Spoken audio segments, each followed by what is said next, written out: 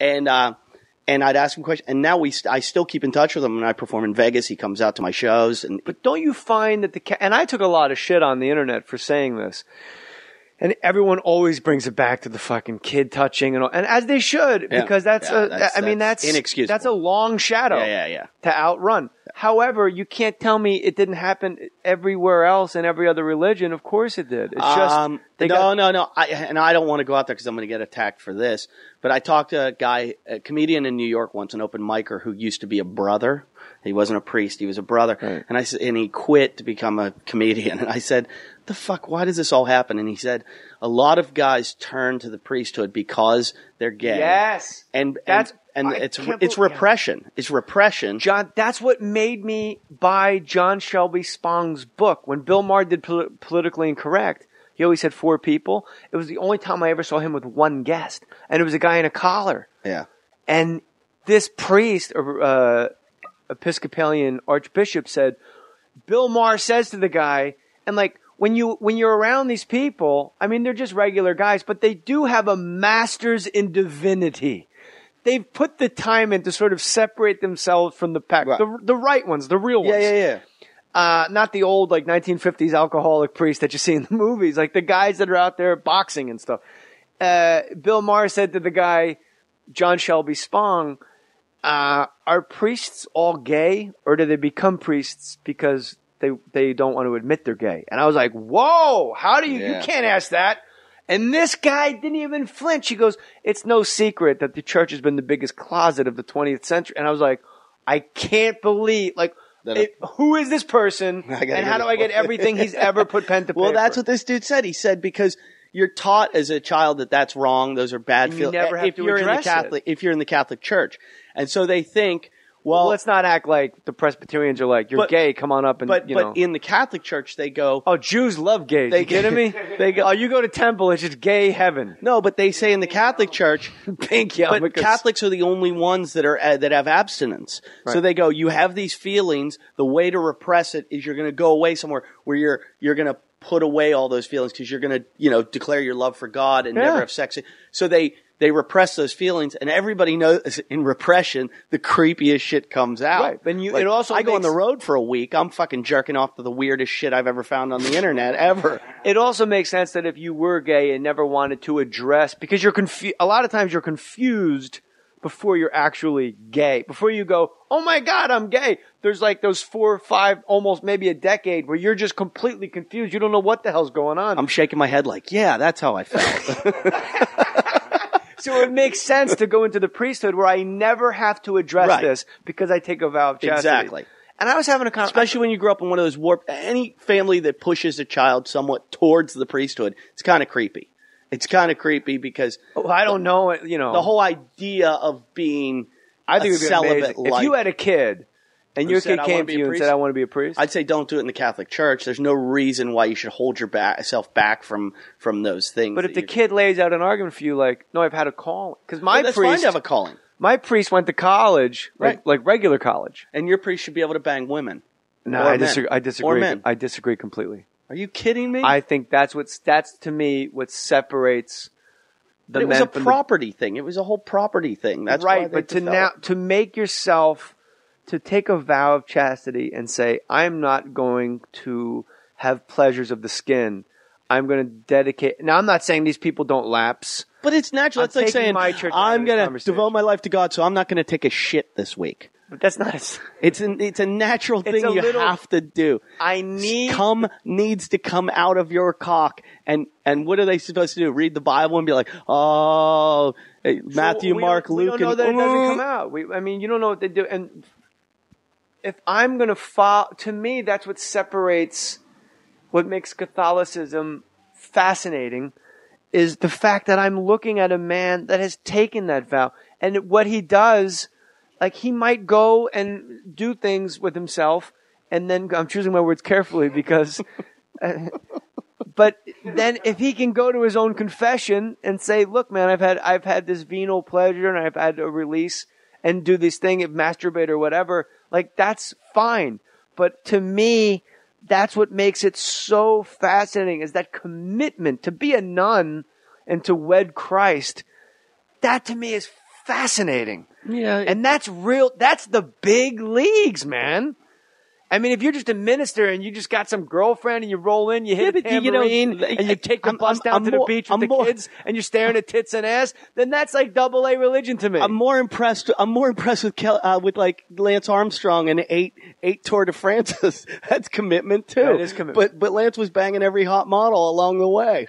Yeah, you know what? There's something to be said for a guy with one ball to go, no, seriously, it's like a marble. Feel it. Or Kelly Slater. Kelly just won Chopu.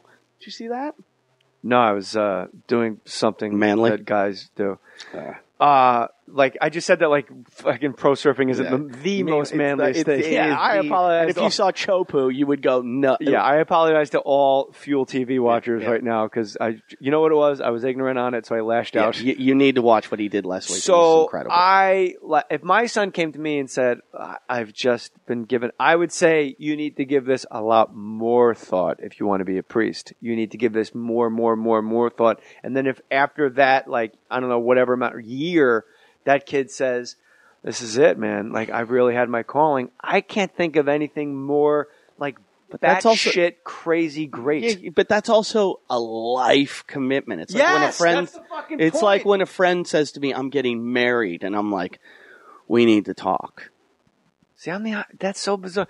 You and Jeffries are, like, it's just... No, I'm going to get married. We're comics, and we're all from the same cloth. We want to make people laugh.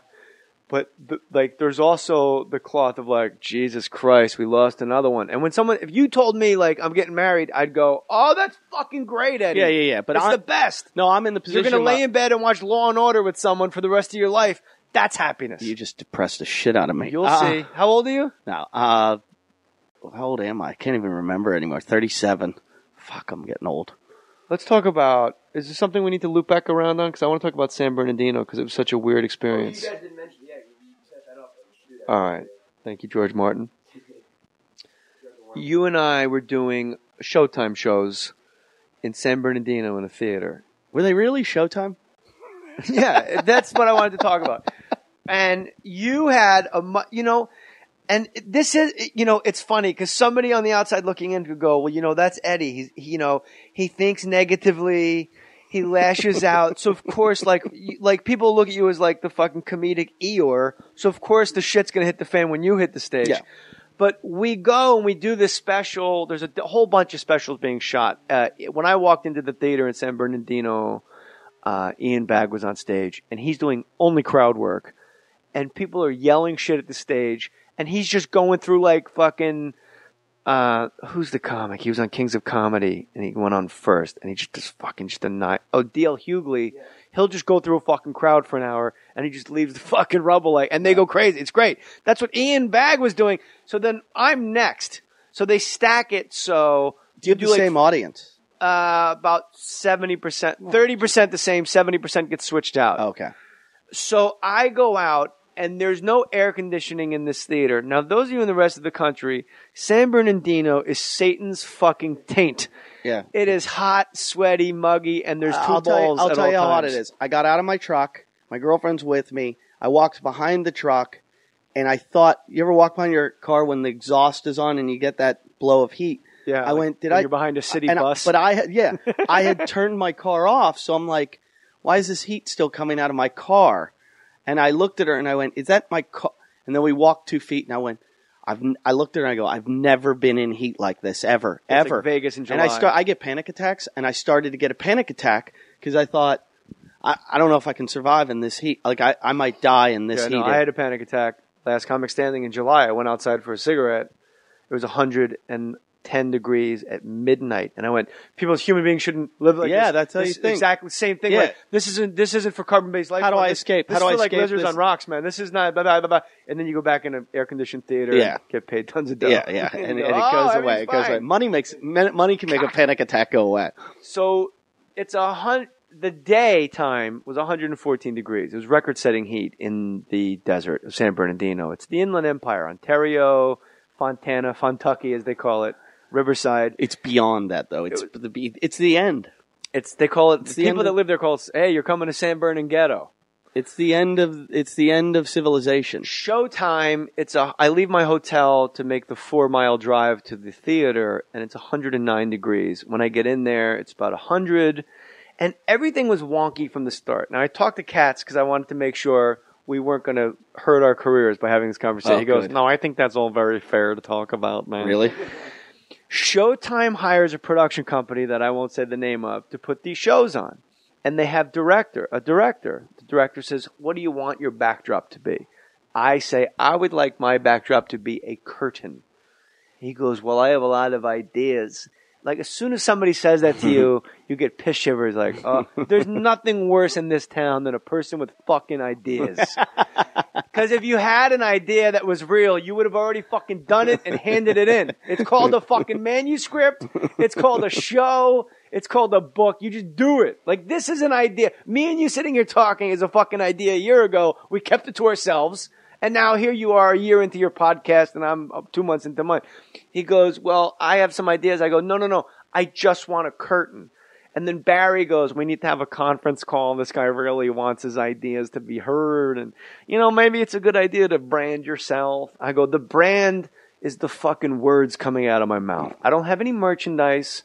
I don't want it to say like Goo Goo Gaga behind me. I don't want fucking shopping carts and shit on the stage. Yeah. It's a guy with fucking words. Yeah. It's the purest thing." That's how I feel comedy should be. Yeah. I show up and I go to do my sound check and to put some bullet points into prompter.